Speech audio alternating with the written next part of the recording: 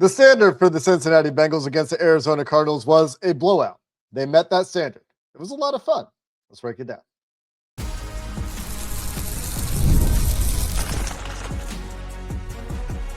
You are Locked On Bengals, your daily Cincinnati Bengals podcast. Part of the Locked On Podcast Network, your team every day. What up, Bengals fans, and welcome to another episode of the Locked On Bengals podcast, part of the Locked On Podcast Network, now the #1 sports podcast network. He's James Rapien. I am Jake Liscow. We've got you covered here on Locked On Bengals every day. We've been doing it since 2016. Your best one-stop shop for all your Bengals coverage, and we've got you covered on YouTube and anywhere you get your podcast. Today, we dive into another Bengals win against a terrible team in a game that doesn't count toward the playoff standings. So there's that caveat. But that aside, I think it was fun. Does it change anything for the offseason priorities for 2026? Not really. But the standard, when you continue to run out your starters and you bring back your coaching staff in these late season games against teams that you should beat, is that you beat them emphatically. And for the second straight game, James, the Bengals got to rest their starters in the fourth quarter because they met that standard. You're right. They met that standard. This offense teasing me, Jake. It's teasing me. It's like, oh, see, Joe Burrow, and this is the craziest stat I think of all. And you could do like the Joe stats, the Jamar stats. 11 for 11 in the red zone over the past 2 weeks. Like just putting on a clinic right now. And that's courtesy of the broadcast. So if it's wrong, guess what? The broadcast is wrong. But they've been playing at such a high level. This game was never in doubt. It was a wire-to-wire victory.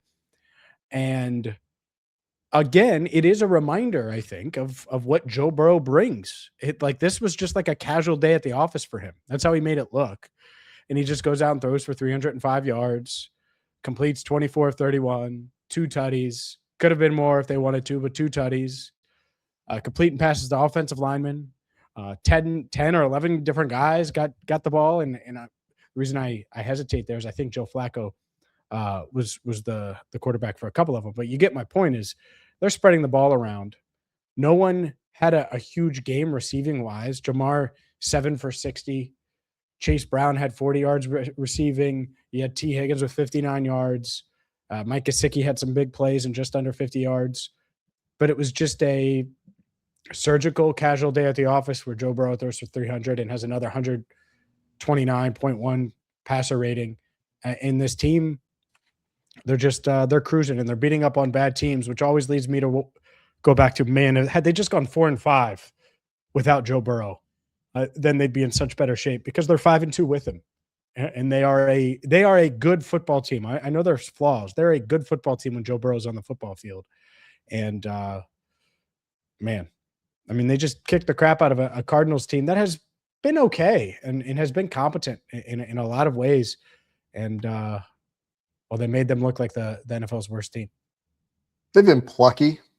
They've been okay. Plucky's a word. Yeah. Like they haven't just been getting rolled like this every week. Yeah. Right. And yeah. So that's the bit I think of it. That says something. Yeah. They're a bad team. This is what you should do if you're going to be a decent team against a bad team. I think the defense did exceed my expectations in this game. The offense did about what I thought it should do against the Cardinals defense. It was never very good in the first place and also is just injured like crazy. Joe Burrow, speaking of Joe Burrow stats in this game, when he was kept clean, according to initial PFF charting, which was 71% of his dropbacks today, he was 23 of 24. That's a 96% completion percentage. He had 293 of his 305 yards when he was kept clean today. Wasn't as good under pressure today as we were accustomed to seeing from him. There weren't really many plays made under pressure. Had 2 touchdowns on those plays, 12.2 yards per attempt. Pretty good. Pretty good. Pretty tough to beat that number. Was 145, day, though, 145.3 passer rating when he was clean today. And to your point about it looking casual, like there are a number of times I tweeted during this game, like, he just like this gotta feel easy for him sometimes. Mm-hmm. On a number like Jamar Chase's second touchdown on the slant where you got the corner playing outside leverage, no help inside, like easy. Candy from a baby. The quick out to Mike Gesicki from the shadow of your own goalpost where you know that end is dropping out, like he sees that end dropping out and the timing is just like Doesn't matter. You're dropping into the passing window where I want to go, but you're going to be too slow. I know where this ball is going before you're getting your eyes back to me. You're not going to be in position. I'm going to put this ball where I want to put the ball. The Bengals quickly get out from under the shadow of their own goalpost, gain some yards. And there are a number of moments today that look like that for Joe Burrow. And that's what it looks like when you go 23 or 24 when you're clean. Again, the pressure performance wasn't great. There were a number of throwaways. I think when he was pressured, he had a couple of throwaways when he was pressured, took a few sacks. The protection when Amarius Mims was out of the game especially wasn't as good as it should have been against the Cardinals. Calais Campbell, popular player on this podcast, had a couple of good plays against Dylan Fairchild. Dylan Fairchild also got his late in the game, had a couple of really nice blocks on Calais Campbell, one of those on Chase Brown's 7-yard touchdown run. But yeah, I mean, this is what this offense should be against bad defenses. And like I said, for 2 straight weeks, they've put this together enough that they can sit in the fourth quarter, which is what it should look like if you're going to take this approach to these late season games and not tank and not sit guys and you're back the coaching staff and all these things. This had better be what it looks like. Again, it doesn't change your expectations for the offseason and the things they need to do in the offseason. And we're not going to sit here and say, yeah, they should be in the playoffs. It's the best team not in the playoffs. Like, none of that stuff matters. We'll let other people say it. Are people saying that? Oh, yeah. That's out there. Oh, Trey really? Wingo, I think like Bengals are perennially the best team that doesn't make the playoffs. Like, I don't care about any of that. And he's saying that as a jab more than anything else. But there's stuff like that out there for sure. Yeah. Gotcha. Interesting. Yeah. Whatever. 1-8 without Joe, right? And so they didn't do enough. They didn't do enough last offseason to put themselves in position this season with this coaching staff to overcome not having Joe Burrow. And so however you want to say that. But to your point at the beginning, it was fun. There's a lot of fun today. And there was fun on defense. There was fun on offense. It's fun watching Joe Burrow. That's what this week, especially because it's a holiday week, a lot's going on, all those things. It's like, well, you go to the stadium, get to watch Joe. You know, how many times during those 9 games, especially the Jake Browning experience, were we like, man, if only Joe Burrow were out there, it wouldn't be 555-0 in Minnesota, right? Like so you got to take it that way. I think that's part of it. I also think that we know where the Bengals floor is as far as drafting goes. And so these final games, it's like, all right, well, we know they're not going to drop lower than 13 coming into Sunday. Like that's it. And so, yeah, they're 9, and that's moved since entering Sunday. They were 9. Yeah, they're 10 now with the win. Kansas City jumps to 9. Yeah.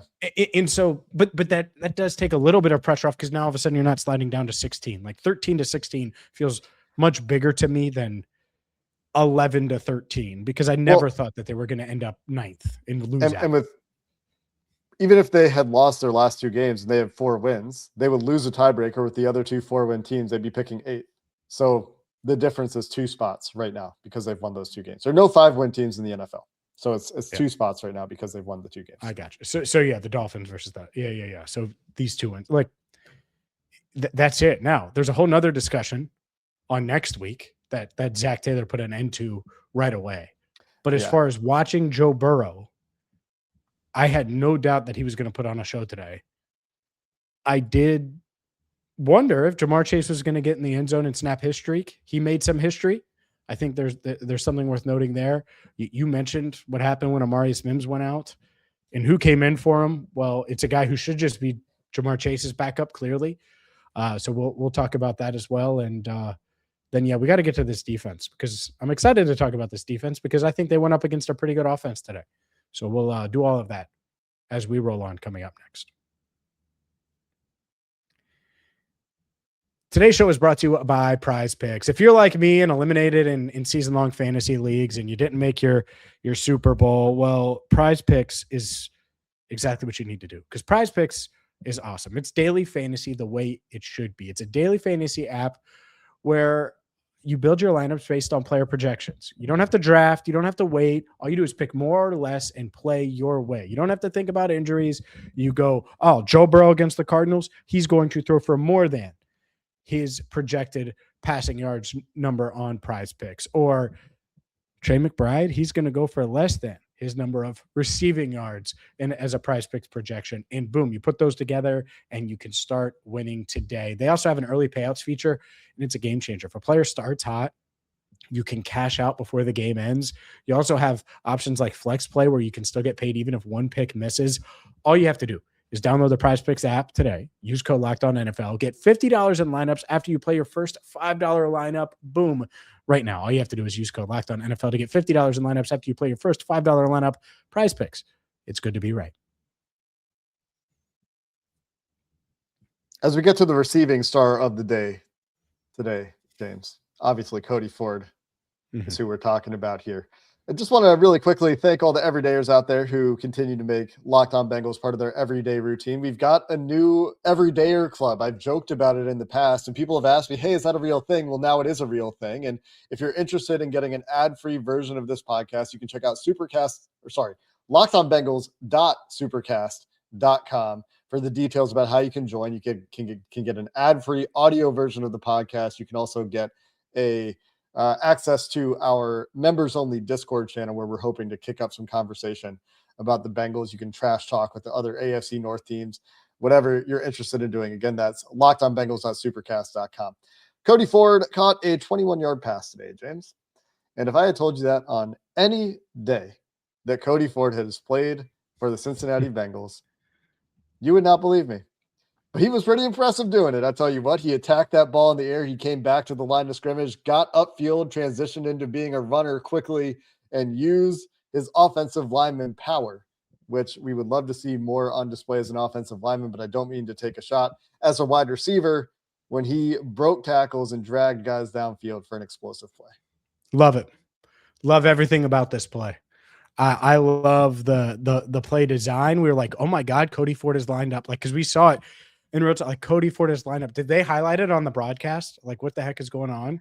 Before the snap, yes. They mentioned that Cody Ford was split out. Yes. Okay. So he's all the way out. Yeah. And we're like, what is he doing in posing like a wide receiver? And you're like, oh, he's just going to turn. And no, he did his little comeback hitch route, came back to the ball. I mean, and he kind of just ran 3 yards and turned. The route running could use some work, Cody. They said run a hitch. He was like, they said run a hitch. And I said, what? And he said, run around and turn, run there and turn. And he was like, oh, okay, I could do that. And so I asked him, I was like, after you caught it, what'd you think? Like, what was going through your head? He said, run. Yeah. Meanwhile, Zach's like, get down. You see Joe Burrow's face light up and just kind of think in shock at how well it looked. Shout out to my guy, Jay Morrison, who had this stat. It's the tied for the third longest reception for an offensive lineman since 2000. So there you go. And it was all another Bengal on that list. Jake Fisher, right? Yeah, Jake Fisher. Yeah, don't remind me. Oh, Jake Fisher. I just think it's cool that the Bengals have 2 linemen on the longest reception. Yeah. But by the way, since we're doing this, both were second-round picks. The Bengals wasted their second-round pick on Jake Fisher. The Bengals actually didn't have to do that with Cody Ford. Oh, so. Yeah. Okay. Yep. Yeah. But yeah, so stay away from offensive linemen in the second round is what you're telling me. They're really receivers. Jackson Carman's going to be a receiver back in that. No, look, I think it was really cool. And the thing that I thought was awesome, and you talk about like, is there meaning in these games or not? The crowd starts chanting Cody, which is just awesome. He's going to think about that forever. And he said as much. And it's his birthday. It's his birthday, 29 years old. But after the game in the locker room, chance of Cody breakout as he's getting the game ball. And I'm sure the Bengals will have video of it, but like, that's just such a core memory. Like, holy smokes. It doesn't get any better than that in a lost season where you're not going anywhere. You're not doing anything. It's like, oh, well, Cody Ford makes a huge play. It obviously set up a touchdown and one of the Chase Brown touchdowns and put a stamp on what was an emphatic win by this team. Yeah, the crowd was so disappointed Cody Ford didn't get one shot on the fullback dive. Every single Bengals fan in Madden is putting Cody Ford at fullback and calling fullback dive in the stands. Do you think the Cardinals would have tried to fight if that happened? I'm dead serious. It's the most dude, it is the most disrespect. Like, for me, if I was in that secondary and Cody Ford was like stunning on us, something Better would tackle him, man. dude. Know, I like, know. I know. It seemed like the Cardinals were not Mailed playing with all a the ton way in. of edge. Mailed in. Yeah. Oh my God. Like I would there was fire nothing after Jonathan Gannon today. And I didn't feel that way coming into today. I don't know how you could keep them. Like they didn't even There's show nothing up. like nothing after the whistle or anything like that. There's nothing like that happening. I wasn't I wasn't checking to see if guys were jogging during plays, but I just mean if they had been like, all right, now we're gonna go to Cody Ford again. Like when Chase Brown's touchdown was short, if they had thrown it to Cody instead of Noah, like if that would have been Cody. Oh like, yeah. No. That's what I mean. Like it's like throwing it to him twice. I don't know. In a blowout and lining up for the extra point. Cody Ford. Yeah. Speaking of extra points and special teams, real quick aside on the special teams is good lately, and Keyshawn very good. has what was awesome on that punt return, the wherewithal to collect it on a line drive kick that bounced right to him, get upfield. Awesome punt return there, sets up a touchdown, I believe, for the Bengals on that drive.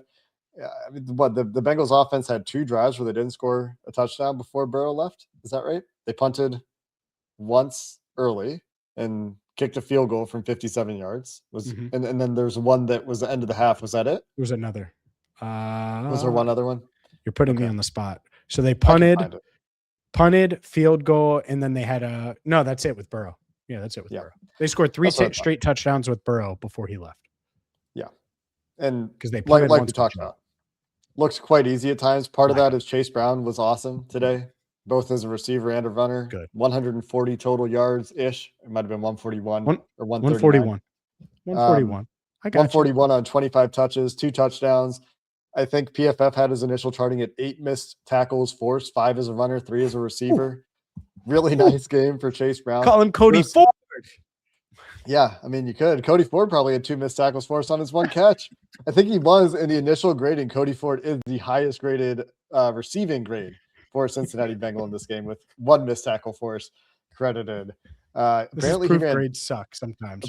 Go ahead. Apparently, he ran 2 routes because he had 21 receiving yards and 10.5 yards per route run. So there's more Cody Ford receiving stats than you ever thought you needed. But Chase Brown was really good in this game. Dalton Risner continues to make a case to be a guy that they should probably be extending this week. Why not? Get ahead of it. Dylan Fairchild, like I mentioned earlier, did get got early in the game on a couple pass rushes from Calais Campbell. But on Chase Brown's 7-yard touchdown run, got 5 yards of push on the veteran, the only really good defensive player on this Arizona defense. So I thought Fairchild was strong in this game outside of the couple of pressures. There's really only a handful of plays. Samaje Perine getting back into the game after he left with what looked like a pretty ugly injury, as he and Cody Ford, one of the 2 of them, missed a blitz pickup, comes back into the game, absolutely levels a blitzer later in this game. Yep. T. Higgins catches a deep ball from Joe Burrow down the left sideline. T. Higgins catches a slant for a first down. Jamar had his couple of touchdowns, including the one play. The slant is just taking candy from a baby. But the reason the Bengals have those little, we're just going to throw it to Jamar when there's off coverage and he has a one-on-one, because he can make a guy miss, and then he'll get 6-7 yards.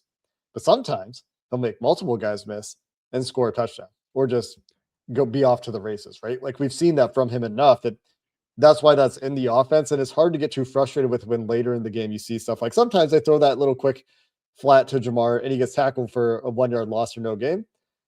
But sometimes he turns that into a big play, and on first down, that's why that plays in the playbook. For sure. And both Jamar and Joe both said, I knew I was scoring. I knew he was scoring after he made that first guy miss. And it's so hard to tackle him after he picks up some steam. It reminded me, it's a longer play than the one Chad had, but in 2006, this is a pool. Chad was on the cover of SI. It's the famous tiger, like his arm is tiger striped on the cover of SI. Yeah. He had, they were struggling on offense. He guaranteed he was going to score, and he took a little screen, broke a tackle, and dove. It was like an 11-yard touchdown. Scored a touchdown against the Falcons. Anyway, it reminded me of that, but like on steroids, because it was from 19 yards, and there was a third defender, and it was that much tougher, and it was a touchdown streak that ended, and it ended on the first drive of the game when he 3 days prior at his locker, 2 days prior at his locker was like, man, I need to end this. I need to end this touchdown-less streak. That puts a lot of pressure on you to do that when you're like, hey, I need to do this now. Look, Jamar does what he says he's going to do. If there's anything we learned about Jamar, he said he does what he says he's going to do. I have one more note on the offense here, James. I have a Jamar note on the other side. Go. All right. We got a couple notes on the offense we'll get to in just a minute. We'll start with the Jamar note from James. Then we got to get to this defense that exceeded expectations. That will be the discussion to finish this show coming up next. Today's show is brought to you by Gusto. No one starts business for the joy of calculating tax withholdings or managing payroll spreadsheets, but that's where Gusto comes in. It takes the stress out of managing your payroll, benefits, and HR so you can focus on running your business. Gusto is the all-in-one remote-friendly payroll and HR platform that makes managing your team simple, transparent, and fast. Whether you're hiring, onboarding, or paying employees, Gusto helps you do it all in one place. I've used Gusto. I know multiple businesses that do use Gusto.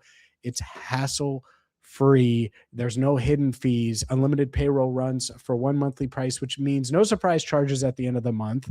And knowing you can reach certified HR experts anytime gives you real peace of mind with Gusto. Try it today at gusto.com/LockedOnNFL and get 3 months free when you run your first payroll. That's right. 3 months of payroll free at gusto.com/LockedOnNFL, gusto.com/LockedOnNFL. One more time, gusto.com/LockedOnNFL.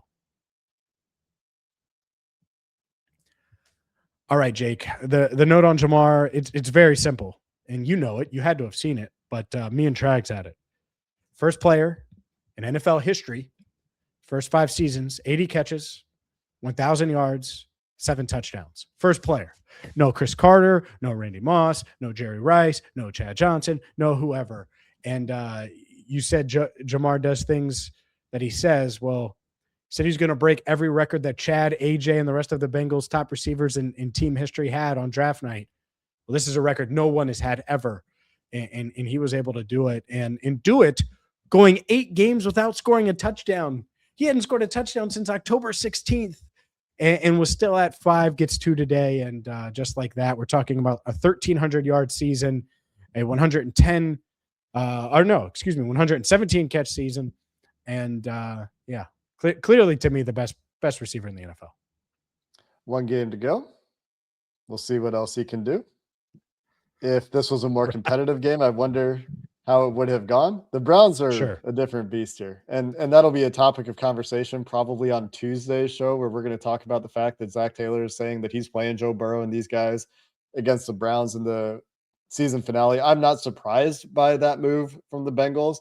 I don't know that I agree with it. We've talked about this one before. We will talk about it more on Tuesday.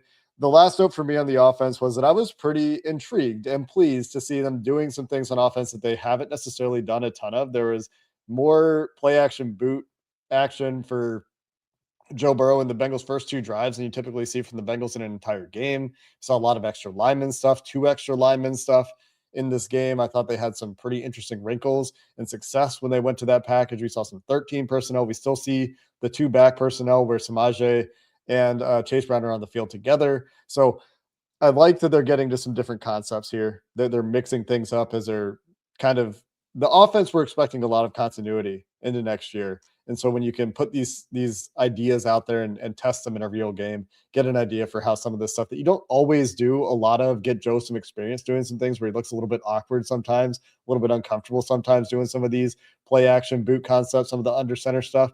Getting him those reps is going to be valuable, I think, in the long term. So that was nice to see today. On the topic of the defense, James.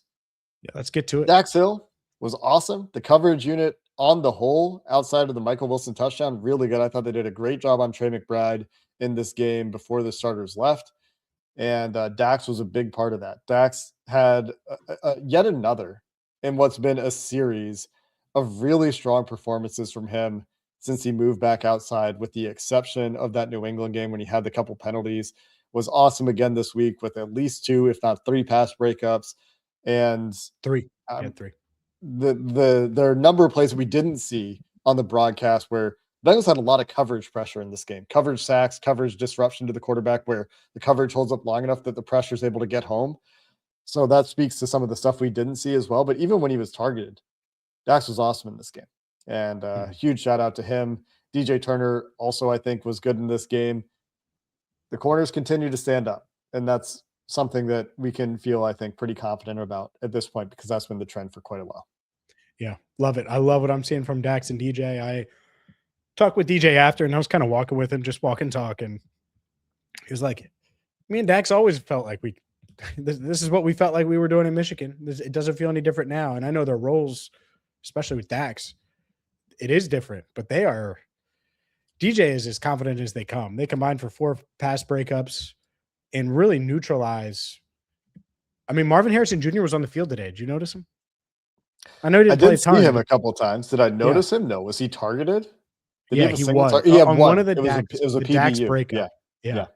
And Dax was all over him the whole time and had a nice little grab at the top, super physical, like stuff that you want to see, like not penalty, but physical, make them feel you. And really believe in those guys.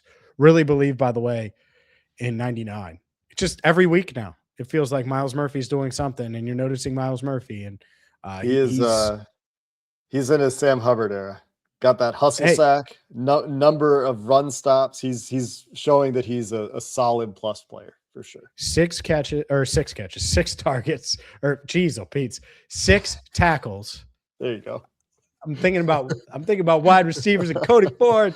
Hey, 101 everybody, but leads the team with 6 tackles, 1 sack, 1 quarterback hit. Had that TFL that we talked about. And then Shamar as well. You see Shamar Stewart, man, he gets his sack. He got his quarterback hit where he gets his hand near the ball on the one. I think it's been a big couple of months for Myles and his confidence. And you just continue to notice him, which again is a huge step up from what we had seen prior. But for Shamar to get his first NFL sack, that's really noteworthy and something that does matter when you talk about the future of the Bengals. Is you didn't want him to go into the offseason like, man, I need a sack.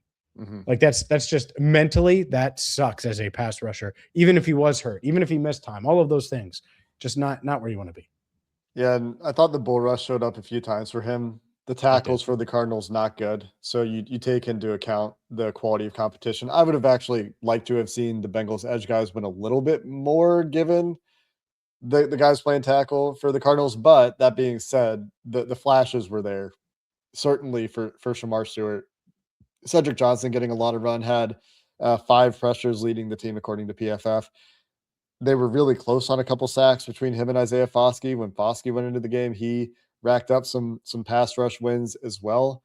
So nice to see some guys flashing, if nothing else, against an offense that has been better than this in their last few games. Like, they haven't been good. Plucky, right? There's that word again. They haven't been good, but they've been making plays. DJ Ivey making a play on Michael Wilson down the sideline when the Bengals had pulled their starters. That was nice to see. He played 27 snaps in this game because obviously the backups got in there at the end, but he played a lot. And the plan they had for Trey McBride, like I said, like good. How bad they've been against tight ends all year, knowing Trey McBride is going to be a weapon, knowing that Michael Wilson has been good. And they did a good job against those guys for the most part. Geno Stone had at one point 3 of the Bengals 4 missed tackles. At one point it was 2 of 3, and then he missed another one like shortly after I tweeted that. The Bengals ended up with some more missed tackles as the backups were in the game late. They missed some sacks. Foskey had a couple. I think Cedric Johnson ended up with 1. So some of the defensive linemen had some, but the 1 touchdown, man, like Geno Stone continues to be a guy that clearly needs to be replaced on this team. Didn't work out. And the priorities for the defense remain clear. Nothing's really changed for me in this game, but that being said, it was nice to see some guys flashing a little bit in the corners, continuing to stack performances as we've become accustomed to those strong performances from them lately. Yeah, I don't understand. Like Jordan Battle, you're talking about the Michael Wilson touchdown. Yeah. And it's annoying because overall I thought the defense played well. But the one tweet that they're going to see from me is going to be that one because it's embarrassing. And so we tweeted about it. And I tweeted, and that's the one that I guarantee is going to get the most views. And they should be embarrassed. Jordan Battle completely stops. Can't stop. Keep running toward it. He didn't. He just stops. Hate it. There's one. Two, Geno Stone should have easily made the play.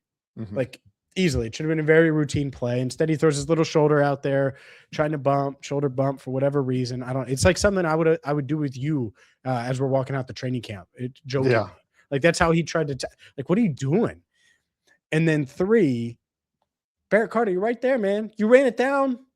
Like you ran it down, Barrett. Grab him. Make sure he gets out of bounds. And so I thought Barrett Carter actually had a few plays in this game. He did. So, but that one stands out. And that's what sucks is it's like, oh, well, really nice coverage here, Barrett. And then that, Yeah. We'll see how these linebackers look on film review. I think that's something that'll be interesting this week. I think there's going to be some fun stuff on tape though this week. Like on the defensive side of the ball, it's been quite a while since I said, like tape might be fun. They bottled up that Cardinals running game, which had been, a little bit below average, but not dreadful. It was pretty dreadful in this game. TJ Slayton with 3 stops, credited by PFF to go with Myles Murphy's 3 stops to be tied for the team lead in this game. Barrett Carter, Demetrius, the linebackers had a couple tackles in the and/or hits in coverage that led to incomplete passes or stops for short gains. So nice to see the effort from the linebackers. Still, again, not saying that I think the Bengals are set at linebacker or anything like that, but when these guys make plays, we try to credit the positives as well. Jordan Battle, I thought, was another solid game for him. So, when we talk about the offseason, we look ahead, there's still the same clear needs, I think, on defense that there have been, but nice to see some guys play and flash in this game to give you the chance that some of them can develop into more than what they've been this year. For sure. That's it. What does it mean? It could mean something. It could mean that this defense has pieces, and I'm confident in some of those pieces. And the offense continues to show with Joe Burrow that they're one of the best offenses in the league. And man, if 5-2, even if they fought a 5-3, it'll be like the Bengals are 5-3. I'm going to write that all off season. The Bengals are 5-3 with Joe Burrow, 1-8 without him.